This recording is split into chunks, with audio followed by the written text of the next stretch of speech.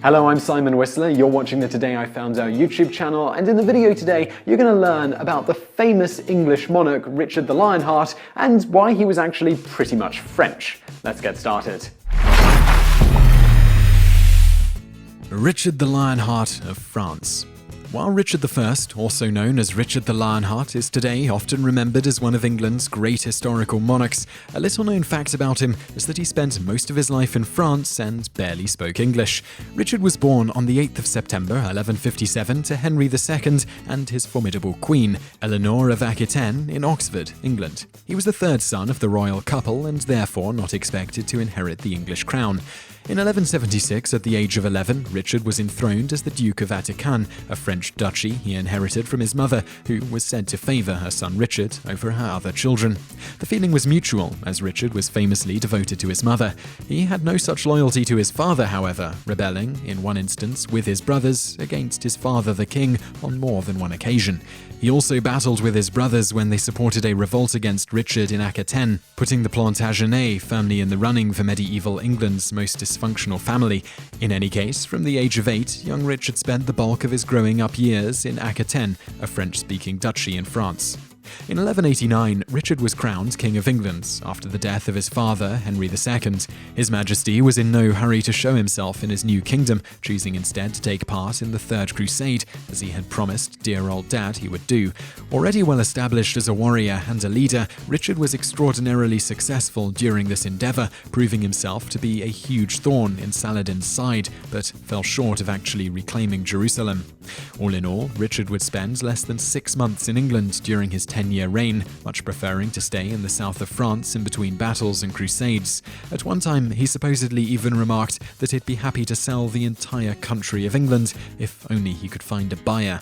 To him, England was pretty much just a source of revenue to fund his many military campaigns, and he left the running of the country to the able hands of his regents. So why is it thought that this English king didn't speak the native tongue of his subjects well? For starters, besides spending the bulk of his life outside of England, both of his parents were of French-Norman descent, so the English royal family favoured the French tongue. Another factor to consider is that during Richard's time, French was the official court language and was used by anyone with any social standing. English was still the language of the common folk, and it would be for hundreds of years before it was recognised as the official language of the English court. So, in reality, Richard was certainly not alone in eschewing English, especially among the privileged classes, as many of them also traced their ancestry back to Normandy and France. In addition, we know that Richard's younger brother John used Richard's ignorance of the English language as a basis to discredit one of the king's regents during an attempted power grab made while Richard was trying to reclaim Jerusalem for Christendom. Despite his disinterest in his English kingdom, his subjects and their descendants regarded Richard the Lionheart as one of the greatest English monarchs, an impressive feat considering the measly amount of time Richard actually spent there. Richard I died in his mother's arms in April of 1199 from, you guessed it, injuries sustained in battle. In his later years, Richard suffered profound guilt about the way he had treated his father and requested that his body be buried at his father's feet, which it was. His entrails were buried at the site of his death, and appropriately enough, his heart was entombed in France. Bonus fact: Richard I was hardly the only monarch that didn't speak the native tongue of the country they ruled. There are many examples of non-native monarchs ascending a country's throne, either through conquest or the direct family line dying out. We know Richard's own ancestry was French, as his family gained the English throne through the Norman invasion.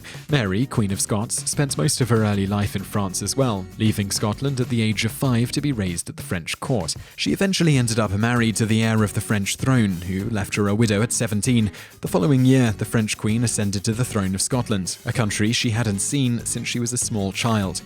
George I was imported from the German Principality of Hanover when the Stuart line died out in England, as Queen Anne left no heirs. George spent 1/5 of his reign in Hanover, nowhere near Richard I's level of absenteeism, but still pretty telling. He didn't speak a lick of English, and neither did his son. Even his grandson, George III, was said by some to have a German accent.